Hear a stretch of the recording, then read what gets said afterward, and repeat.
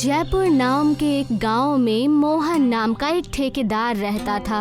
हमेशा मोहन मजदूरों को बेहद काम दिया करता था और उनका घर चलाया करता था। इसीलिए हमेशा गांव के लोग उसकी बेहद इज्जत किया करते थे और उसका कहना माना करते थे। तुम जैसे मजदूर किसी को मिल जाए तो उसके भाग्य संवर जाए। 7 दिन के काम को तुमने 12 दिनों में किया है। समझदार तो हो ही। मालिक, हमें तो लगा कि आप हमें डांटेंगे, लेकिन आप हमारी तारीफ कैसे कर रहे हैं? अरे बेवकूफ, जितने ज्यादा दिन काम उतने ज्यादा दिन के पैसे। तुम सबके साथ साथ मैं भी तो कमा ही रहा हूँ ना। ऐसे ही मोहन चालाकी से लोगों को ठग लिया करता था और इस बात का इल्म किसी को भी नहीं होता था। कुछ दिन बीत चुके थे। सरकारी रोड मैंने पिछले साल ही बनाई थी। उसके पैसे के लिए मैं अब तक भटक रहा हूँ। आप सबको अब तो शर्म आनी चाहिए। ज्यादा तेज ना बोलो। ये सोचो कि हम तुम्हें पैसे देने के लिए तैयार तो है, वरना दूसरों को तो हम अंदर भी ना लेते। अपने आप को खुशकिस्मत समझो। मालिक, आज कुछ हुआ? आप हमारे पैसे कब तक देंगे? रानी, मैं आज भी खाली हाथ ही आ रहा हूँ। उन्होंने अब जवाब देना ही बंद कर दिया है। हमारे पैसे कहीं डूब ना जाए। हे ऊपर वाले, मैं अपने परिवार को कैसे पालूंगी? ये सब आपके धोखाधड़ी की वजह से हो रहा है। अगर आपने सबके साथ अच्छे से काम किया होता तो आज हम इस मसले में नहीं फंसते। हाँ हाँ, बड़ी आई मालिक को कहने वाली। जब तक पैसे मिल रहे थे तब तक मालिक से अच्छा कोई नहीं था, और अब पीछे भाग रही हो। नहीं गोपाल, तुम्हें किसी से कुछ कहने की कोई जरूरत नहीं है। तुम बस मेरे साथ चलो। लेकिन मालिक, मैंने कह दिया ना, बस चलो मेरे साथ। मोहन अपने मजदूर गोपाल को लेकर अपने घर चला गया और उससे कहने लगा, जब मैं छोटा था मेरे पापा ने मेरे लिए बस एक ये रोड रोलर छोड़ा था ताकि मैं इसका कभी इस्तेमाल कर सकूं। अगर मैंने मेरे मजदूरों को पैसे नहीं दिए तो मुझे उनका बहुत बड़ा श्राप लगेगा। तो आप अब क्या सोच रहे हैं? क्या करना चाहते हैं आप? मेरे पास और 2 रोड रोलर है, वो भी बड़े बड़े। उससे जो भी पैसे आएंगे कम से कम उसे बेचकर मैं अपने मजदूरों के पेट तो भर पाऊंगा।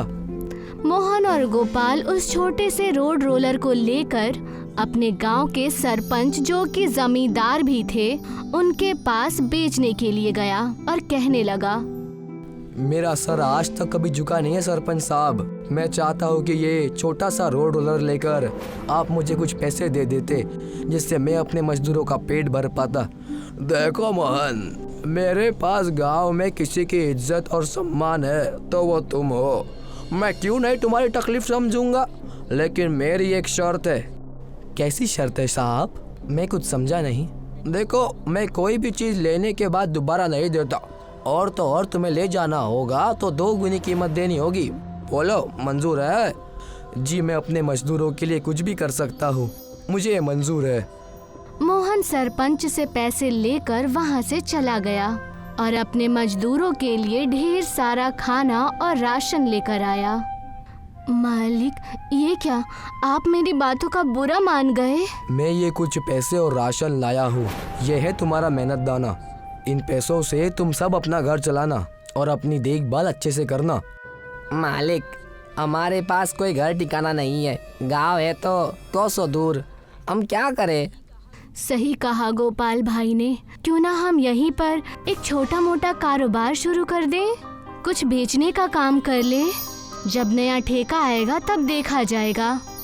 तुमने पहली बार कुछ अच्छी बात की है। मैं थोड़ा सा सोच समझ के तुम्हें कल बताऊंगा कि आखिर हमें करना क्या है। मोहन वहाँ से अपने घर चला गया और जाकर सोचने लगा। तभी उसकी नजर उसके घर के आंगन में पड़ी, जहाँ से एक रोशनी आ रही थी।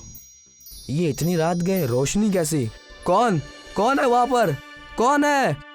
जैसे ही मोहन उस जगह पर गया तो वहाँ जाकर उसने देखा कि सरपंच को दिया हुआ मिनी रोड रोलर वापस उसी के घर में आ गया है, जिसे देखकर वो चौंक गया और वो उस रोड रोलर के पास गया। ये यहाँ कैसे? सरपंच जी इतने दयालु नहीं है कि रोड रोलर यहाँ छोड़कर चले जाए। जरूर कोई ना कोई बात है। कई दिन हो गए इसे चलाए हुए, मैं इसे चलाकर देखता हूँ।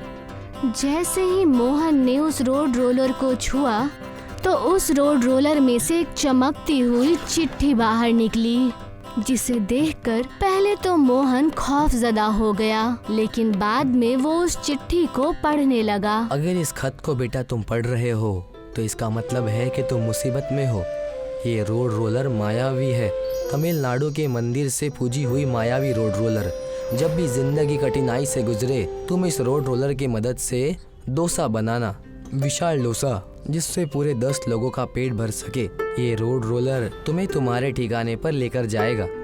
मोहन के चिट्ठी पढ़ते ही रोड रोलर अपने आप चलने लगा और जाके मोहन के घर के पीछे रुक गया, जहां मोहन ने देखा कि एक बड़ा सा प्लास्टिक का तिरपाल नीचे जमीन पर पड़ा हुआ है और साफ सुथरा रोड रोलर वहां पर डोसा बना रहा है। मोहन अपने साथियों को बुलाकर उस जगह पर ले आया।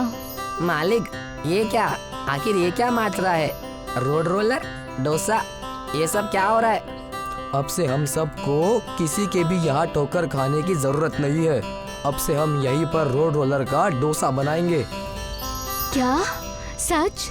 इस चीज में मुझसे आगे कोई नहीं जा पाएगा, आप देख लीजिएगा। तो सबसे पहले हमें डोसा का आटा लेना है, उसके बाद उसे इस बड़े से दाल मिट्री में डाल देना है।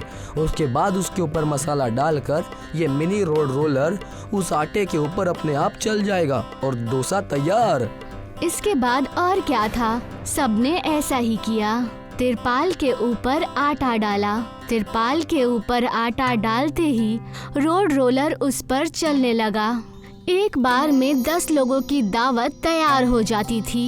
देखते ही देखते मोहन ने एक बड़ी सी दुकान खोल ली और कई सारे लोग उसके रोड रोलर डोसा को खाने के लिए आने लगे, जिसे देखकर गांव के सरपंच को जलन होने लगी। पापी, चोर, दुष्ट, तुम अपनी जबान पर नहीं रह सके। तुम मेरे घर आकर अपना रोड रोलर चुरा कर ले गए। मैंने तुम्हें कहा था जब भी ले जाओगे तुम्हें 2 गुना लगाम देना होगा, लेकिन तुमने मेरी बात फिर भी नहीं सुनी। ये लीजिए आपके 2 गुना ज्यादा रुपए जो मैंने आपसे लिए थे, और ये लीजिए रोड रोलर का डोसा जो रोड रोलर ने बनाया है।